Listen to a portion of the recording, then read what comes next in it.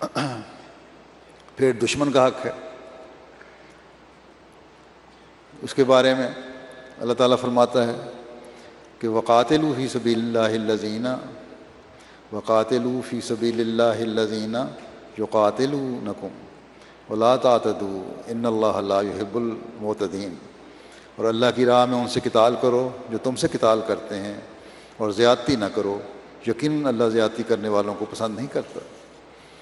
پھر فرمایا کہ یا ایھا الذین آمنوا یا ایھا الذین آمنوا کونوا قوامین للہ شہداء بالقسط ولا یجرمنکم شنآن قوم علی الا تعدلوا اعدلوا هو اقرب للتقوی واتقوا اللہ ان اللہ خبیر بما تعملون، کہ اے وہ لوگوں جو ایمان لائے ہو، اللہ کی خاطر مضبوطی سے نگرانی کرتے ہوئے انصاف کی تائید میں گواہ بن جاؤ، اور کسی قوم کی دشمنی تمہیں ہرگز اس بات پر آمادہ نہ کرے کہ تم انصاف نہ کرو، انصاف کرو، یہ تقویٰ کے سب سے زیادہ قریب ہے، اور اللہ سے ڈرو، یقین اللہ اس سے ہمیشہ باخبر رہتا ہے جو تم کرتے ہو۔ حضرت صلی اللہ علیہ وسلم نے دشمنوں کے ساتھ کیا سلوک کیا؟ فتح مکہ کے بعد حضرت صلی اللہ علیہ وسلم نے خطاب کرتے ہوئے فرمایا کہ اے قریش کے گروہ، اللہ نے تمہاری زمانہ جاہلیت والی نخوت کو ختم کر دیا ہے، اور اسے آباء و اجداد کے ذکر کے ساتھ عظمت دی ہے، اور تم لوگ آدم علیہ السلام کی اولاد، اور تمام لوگ آدم علیہ السلام کی اولاد ہیں، اور آدم مٹی سے پیدا کیے گئے تھے۔ پھر حضور صلی اللہ علیہ وسلم نے یہ آیت تلاوت فرمائی، یا ایھا الناس انا خلقناکم من ذکر و انثی وجعلناکم شعوبا وقبائل لتعارفوا، کہ اے لوگو یقیناً ہم نے تمہیں نر اور مادے سے پیدا کیا اور تمہیں قوموں اور قبیلوں میں تقسیم کیا تاکہ تم ایک دوسرے کو پہچان سکو۔ بلا شبہ اللہ کے نزدیک تم میں سب سے زیادہ معزز وہ ہے جو سب سے زیادہ متقی ہے، یقین اللہ دائمی علم رکھنے والا ہے اور ہمیشہ باخبر ہے۔ اے قریش،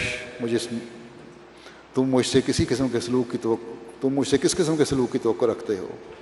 قریش نے کہا، ہم آپ سے بھلائی ہی کی امید رکھتے ہیں، کیونکہ آپ کریم ابن کریم ہیں، ہمارے معزز بھائی اور ہمارے معزز بھائی کے بیٹے ہیں۔ ایک روایت یہ بھی ہے کہ سہیل بن عمر نے اس سوال پر کہا تھا کہ ہم اچھی بات کرتے ہیں اور آپ سے اچھی امید وابستہ کرتے ہیں، کیونکہ آپ ایک معزز بھائی اور ایک معزز بھائی کے بیٹے ہیں، اور اب آپ ہم پر قدرت بھی رکھتے ہیں۔ قریش کا یہ جواب سن کر رسول اللہ صلی اللہ علیہ وسلم نے فرمایا، تو میں ویسے ہی کہتا ہوں جس طرح میرے بھائی یوسف نے کہا تھا کہ لا تثریب علیکم اليوم یغفر اللہ لکم وہو ارحم الراحمین۔ آج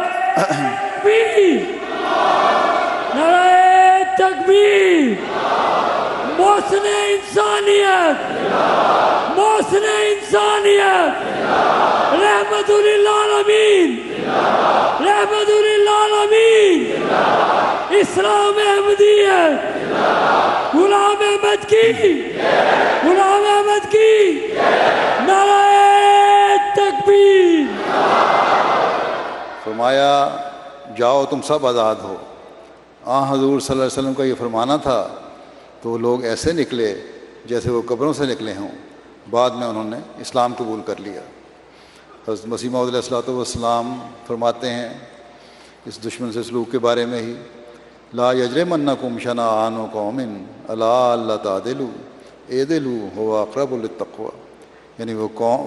یعنی دشمن قوموں کی دشمنی تمہیں انصاف سے مانے نہ ہو، انصاف پر قائم رہو کہ تقوی اسی میں ہے۔ اب آپ کو معلوم ہے کہ جو قومیں ناحق ستاویں اور دکھ دیں اور خون ریزیاں کریں اور تعاقب کریں اور بچوں اور عورتوں کو قتل کریں، جیسا کہ مکے والے کافروں نے کیا، اور پھر لڑائیوں سے باز نہ آویں،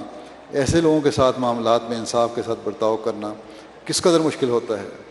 مگر قرآنی تعلیم نے ایسے جانی دشمنوں کے حقوق کو بھی ضائع نہیں کیا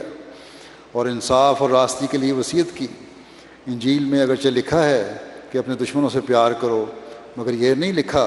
کہ دشمن قوموں کی دشمنی اور ظلم تمہیں انصاف اور سچائی سے مانے نہ ہو۔ میں سچ سچ کہتا ہوں کہ دشمن سے مدارات سے پیش آنا آسان ہے، مگر دشمن کے حقوق کی حفاظت کرنا